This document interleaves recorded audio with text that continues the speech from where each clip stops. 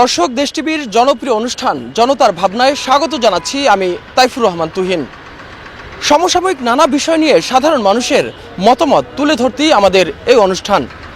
দর্শক, আজকে কথা বলবো দেশের যে চলমান সংকট চলছে, দেশের রাজনৈতিক সংকট, অর্থনৈতিক সংকট এবং সামাজিক যে সংকট রয়েছে, সেই সংকটগুলো নিয়ে সাধারণ মানুষের অসাধারণ ভাবনাগুলো আমরা আপনাদের সামনে তুলে ধরতে চাই। তো দর্শক, কথা বলবো একজন সাধারণ মানুষের সাথে। আমরা একটু জানতে চাই যে দেশে যে এখন নানা ধরনের চক্রান্ত চলছে, দেশকে নিয়ে দেশের শান্তি শৃঙ্খলা বিনষ্ট করার লক্ষ্যে যে দেশি বিদেশি চক্রান্ত চলছে, এই বিষয়টিকে আপনি কিভাবে দেখছেন? ধন্যবাদ। আমার ব্যক্তিগত পক্ষ থেকে দেশ টিভিকে ধন্যবাদ জানাচ্ছি।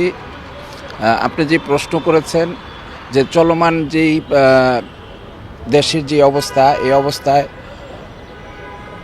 আমি মনে করি সম্মিলিত প্রচেষ্টা ছাড়া এবং নির্বাচিত সরকার ছাড়া আপনার এই সিন্ডিকেট ভাঙা, তারপরে এই আপনার পার্শ্ববর্তী দেশের যেই একটার পর একটা উস্কানিমূলক কর্মকাণ্ড এবং ইসকনের যেই বাড়াবাড়ি, তারা যেই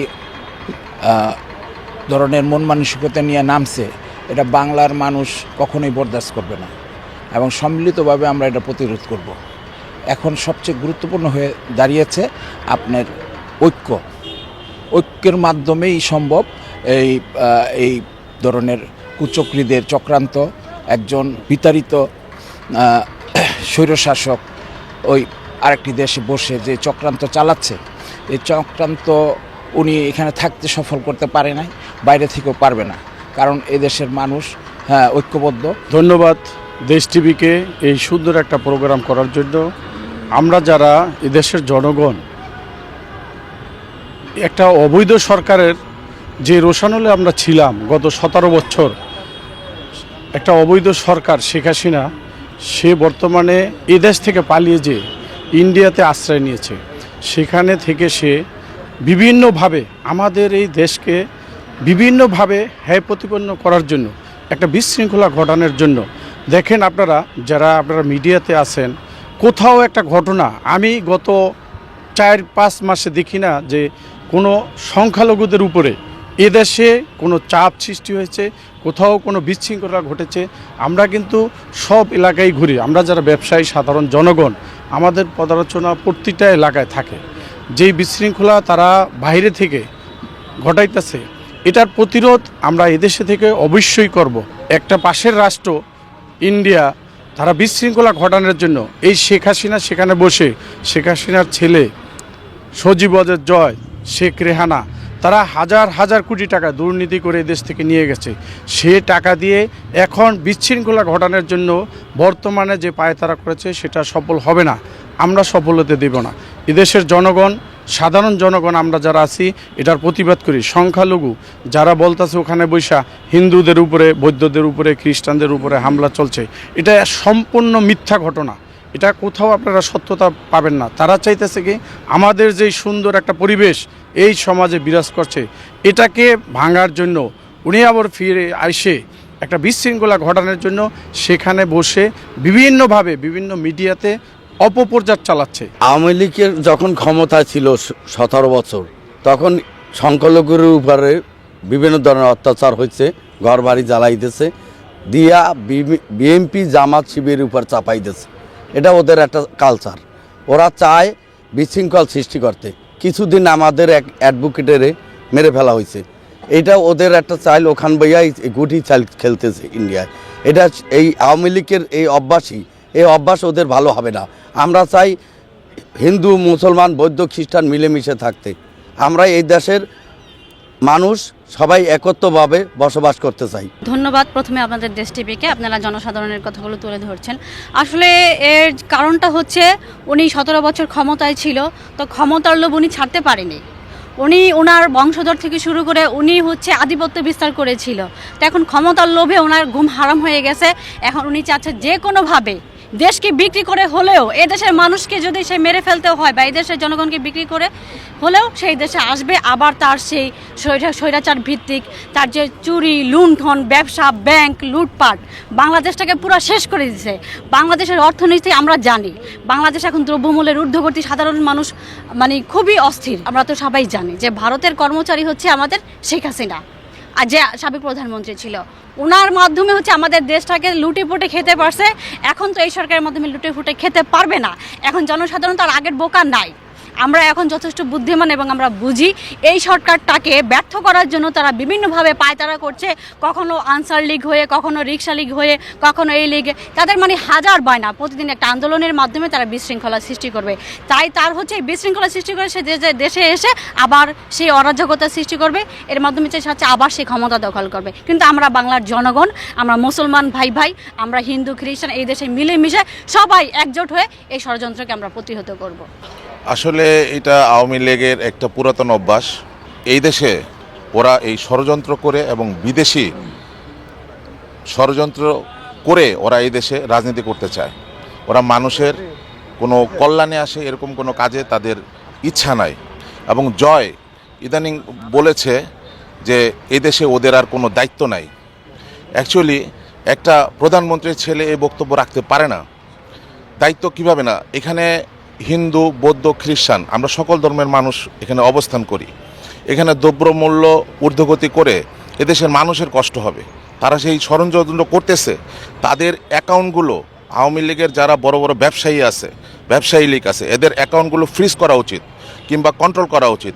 তাহলে দেখবেন যে এই ষড়যন্ত্র এখন হাজার হাজার কোটি টাকা বাংলাদেশ থেকে ওরা পাচার করতেছে প্রতিনিয়ত। যারা বিদেশে ট্রাভেল করে, যারা বিদেশে অবস্থান করে, ব্যবসা করে, তারা বুঝতে পারবে। আমরা বিদেশে ব্যবসা করি, আমরা বুঝতেছি যে আমাদের কতটুকু সমস্যা হচ্ছে, কি কারণে এলসি সমস্যা হচ্ছে। সব টাকা পয়সা আওয়ামী লীগের হাতে। এখন এই টাকা নিয়ে ইন্ডিয়া বসে, বিভিন্ন দেশে বসে, আমেরিকা বসে ওরা ষড়যন্ত্র করতেছে বাংলাদেশের রাজনীতি যাতে ভালো না চলতে পারে, বাংলাদেশের মানুষ যাতে শান্তিতে বসবাস না করতে পারে। কিছুদিনের মধ্যেই এই দেশের পরিস্থিতি স্বাভাবিক হয়ে যাবে। আমরা সকল দল মিলে এই দেশকে স্বাভাবিক পরিস্থিতি আনার জন্য সহায়তা করব এবং ইনশাল্লাহ এদেশ শান্তি ফিরে আসবে, এদেশ আমাদের এই থাকবে এবং হিন্দু বৌদ্ধ যারা আছে অন্য ধর্মাবলম্বী লোক তারা সবাই মিলে আমরা বসবাস করব। আমরা এই দেশে কোনো ষড়যন্ত্র, এই দেশকে নিয়ে কোনো মিথ্যাবাদী এগুলো আমরা সহ্য করব না। 18 কোটি জনগণ মুসলমান হিন্দু খ্রিস্টান বৌদ্ধ সকলে আমরা মিলেমিশে এই দেশটাকে ভালোবেসে শান্তিভাবে থাকব। কোনো ষড়যন্ত্রকে আমরা এই দেশে দাঁত ভাঙা জবাব দিয়ে দিব, কোনো ষড়যন্ত্রই সফল হবে না। আপনারা জানেন যে বিগত ফ্যাসিস্ট হাসিনা সরকার যেই অপকর্ম করে গেছে এই দেশের ভিতরে, সেই সব অপকর্মের জন্য তারা এই দেশটাকে একদম ফোকলা করে দিছে। ভারতের অপপ্রচারের বিরুদ্ধে কান দিবেন না। এই দেশের নাগরিক আপনারা, এই দেশকে আপনারা ভালোবাসেন। আমরা সকলে মিলেমিশে এই দেশে শান্তিভাবে বসবাস করব ইনশাল্লাহ। এবার আমরা দেশের যে বর্তমান রাজনৈতিক পরিস্থিতি এই বিষয়গুলো নিয়ে সাধারণ মানুষের সাথে কথা বলবো।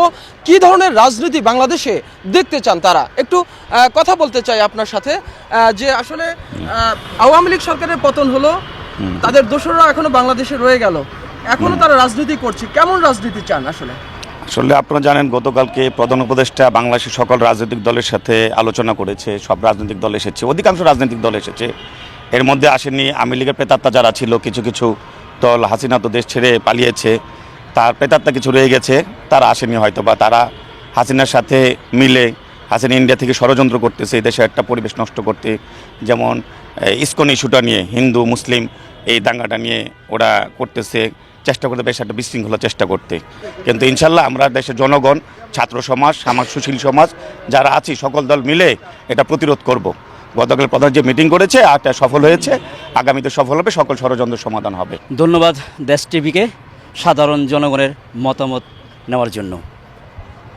আপনারা জানেন, আপনারা দীর্ঘ 17 বছর এক স্বৈরাচারী হাসিনার কবলে ছিলেন। আপনারা দেখেছেন সেই সময় আমরা তরুণ সমাজ আমরা ভোট দিতে পারি নাই। আমার নিজেদের যেই অধিকার, ওই অধিকারটুকু আমরা প্রয়োগ করতে পারি নাই। রাষ্ট্র আমাদেরকে যেই অধিকার দিয়েছে ভোট দেওয়ার যেই অধিকার, সেই অধিকার থেকে আমরা বঞ্চিত হয়েছি, সেই অধিকার আমাদের থেকে কেড়ে নেওয়া হয়েছে। এখন ছাত্র জনতার মাধ্যমে এই ফ্যাসিস্ট সরকারকে বুকের তাজা রক্ত বিলিয়ে দিয়ে ছাত্র জনতা যেইভাবে এই স্বৈরাচারী হাসিনাকে পতন ঘটিয়েছে, ঠিক আছে, এর জন্য আমরা সাধুবাদ জানাই ছাত্র জনতাকে। ইনশাল্লাহ সামনে আমরা চাচ্ছি যেই কাজটা, আমরা চাচ্ছি সকল দল মত নির্বিশেষে সবাই মিলে আমরা চাই যে বাংলাদেশে একটা বহুদলীয় গণতন্ত্র প্রতিষ্ঠা হোক। সাধারণ জনগণ, আমরা তরুণ সমাজ যাতে নির্বিঘ্নে নির্দ্বিধায় দিনের আলোতে আমরা রাষ্ট্র আমাদেরকে যেই ভোট দেওয়ার যেই ক্ষমতা প্রদান করেছে সেই ক্ষমতা যাতে আমরা প্রদান করতে পারি, আমরা ভোট দিয়ে সঠিক নেতৃত্ব আমরা বেছে নিতে পারি, এটাই আমার রাষ্ট্রের কাছে চাওয়া। আমি চাই এই বাংলাদেশে যেত এই ফ্যাসিস্ট হাসিনা আর পরবর্তীতে না আসতে পারে। এই দেশের জনগণের রক্ত চুষে খেয়েছে, এই দেশের মানুষের জানমাল হরণ করেছে, ভোটের অধিকার হরণ করেছে। সেই জন্য এই বাংলার মাটিতে ওর মতো ফ্যাসিস্ট হাসিনার কোনো দরকার নেই। আওয়ামী লীগ যদি আবারও এই দেশে পূর্ণ প্রতিষ্ঠান হয় তাহলে কি হবে? গত 15 বছর যাবৎ যারা এই দেশকে মানুষের ভোটার অধিকার, মানুষের মৌলিক অধিকার, মানুষের মানবাধিকার, যে জিনিসগুলো ওরা পার্শ্ববর্তী একটা রাষ্ট্রের সহযোগিতায় মানুষের বুকে বন্দুক ঠেকিয়ে তারা জোর জবরদস্তি করে মানুষের সমস্ত অধিকার ওরা নিয়ে নিছে, তা আবার পূর্ণভাবে তারা এটা চালু করবে। আর ওদের যে ষড়যন্ত্র, এই ষড়যন্ত্র হলো এই দেশকে যদি কোনো রকমভাবে এই 15 বছরের মতো যদি আরও 5 বছর থাকতে পারতো, ছাত্র জনতার